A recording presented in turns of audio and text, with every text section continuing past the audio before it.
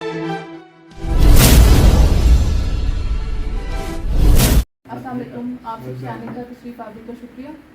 آج آپ لوگوں کو بلانے کے لیے اور آپ کو زحمت دینے کی وجہ جو ٹیم کی کچھ اچھے جو ہے کیسز ٹریس کیے ہیں, انہوں نے بڑا اچھا کام کیا ہے, ان کی حوصلہ افزائی کرنا اور آپ کے ساتھ ان کی جو کارکردگی ہے وہ شیئر کرنا ہے. تھانہ کوٹ لکھپت جو ہے اس میں ایک بلائنڈ مرڈر ہوا. اس میں 32 سال کا جوان ہے جس کا نام عبدالغفار ہے. وہ ایل پی جی کا کام کرتا ہے. اس کا مرڈر ہوا اپنے ہی گھر کے اندر, جہاں وہ سسر کا گھر ہے, جہاں پہ وہ رہائش پذیر ہے.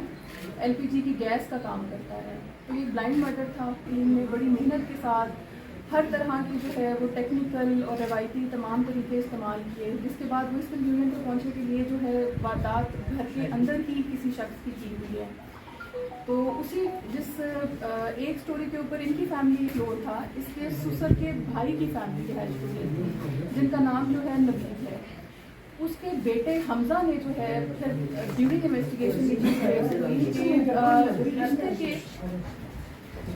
اس کی جو ہے وہ نوید کی بیٹی کے ساتھ, جو نوید پراپرلی بول نہیں سکتا, تو اس کے لیے جو ہے عبدالغفار شادی میں, اس کا یہ خیال تھا کہ عبدالغفار شادی میں رکھنا بنتا ہے. تو اسی وجہ سے اس نے جو ہے عبدالغفار گھر میں داخل ہوا, یہ پہلے سے نیچے موجود تھا, اس نے فائر کیا اور اس کو مرڈر کر دیا. جو ایک وال تھا وہ اس نے چھت پہ پھینک دیا.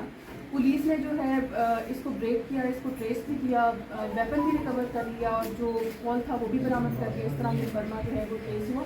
تھانہ کوٹ لکھپت کے انچارج وکاس, انہوں نے بہت محنت سے کام کیا اور اس کیس کو جو ہے وہ ٹریس کرنے میں جو ہے اہم کردار ادا کیا.